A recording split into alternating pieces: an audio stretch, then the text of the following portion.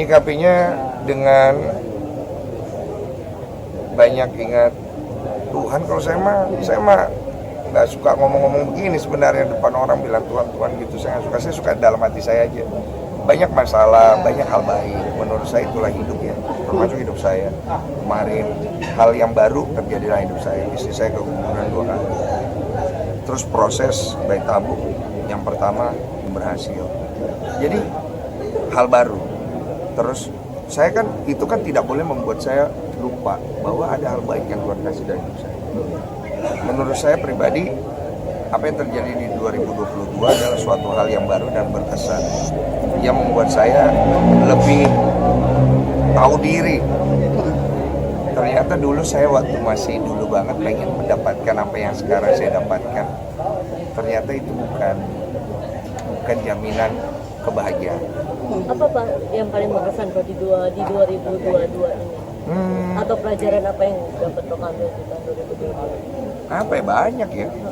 Mulai dari apa yang saya kerjakan, ketemu dengan orang-orang yang mau berbagi di channel YouTube saya, ngerjain sesuatu yang baru, jadi host acara kuis, terus kemudian main dalam film-film yang bisa jadi film yang laris dan lain-lain. Ya kalau istilahnya orang bilang, wah lu lagi naik daun gitu loh deh. Tapi saya lebih ngelihat ini adalah sebuah proses yang menyenangkan tanpa harus saya sesumbarkan. Karena apa yang sekarang terjadi sama hidup saya tidak lepas juga ada hal-hal buruk yang saya alami, yang saya tidak terlalu atau tidak mau terlalu disorot.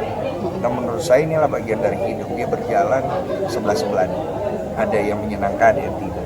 Nah, saya menganggap ini adalah sebuah perjalanan spiritual hidup yang menyenangkan yang gue dapat dari Tuhan. Nah, kok tadi cepat cerita belum sih kok dengan YouTube channel yang bagus, nge-host main karirnya kok. Sudah merasa sukses nanti 2022 ini. Gue itu nggak tahu lagi apa itu definisi sukses semenjak dulu gue itu mengejar itu semua. Dan ketika gue mengejar itu semua, malah kehancuran dan kegagalan yang sering terjadi. Setelah gue melepaskan itu semua, orang melihat malah gue sekarang lebih sukses dan lebih bagus. Betul. Dan definisi daripada sukses buat gue akhirnya udah berubah semua. Karena gue tidak melihat lagi sukses itu sebagai sebuah takaran untuk ngasih tahu ke orang betapa hebatnya gue. Tapi lebih sebagai sebuah perjalanan untuk gue nikmati, dan juga gue berharap orang bisa mengambil esensi dari kehidupan gue untuk bisa menjadi penguat dan motivasi buat mereka berjalan. Jangan lihat harta gue, jangan lihat ganteng, keren, atau prestasi atau apapun itu bonusnya.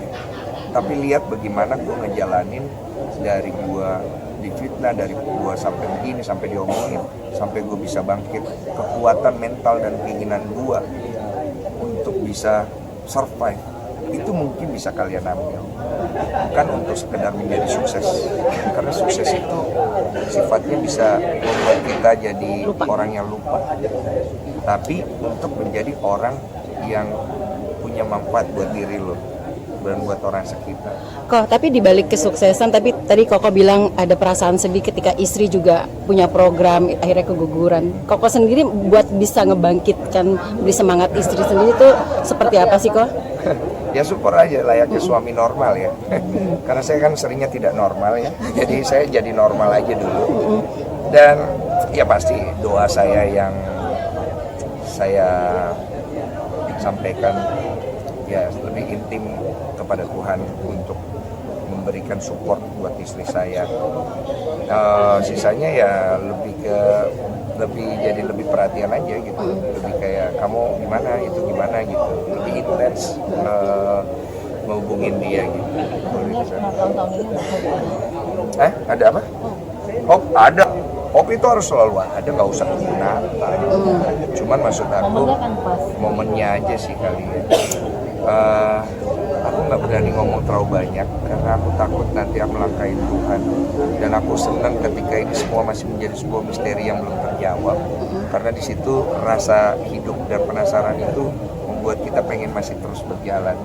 Dan semoga ya aku nggak mau terlalu melihat diriku sih, kalau apapun yang Tuhan kasih buat aku udah terlalu luar biasa. Aku mendoakan orang lain aja supaya orang lain bisa menjalani hidup yang luar biasa, mengenal kasih Tuhan luar biasa. Itu aja sih. Nah, kalau ngomongin resolusi gimana itu? Solusi apa? Resolusi Resolusi. 2023. Aing nggak pernah resolusi.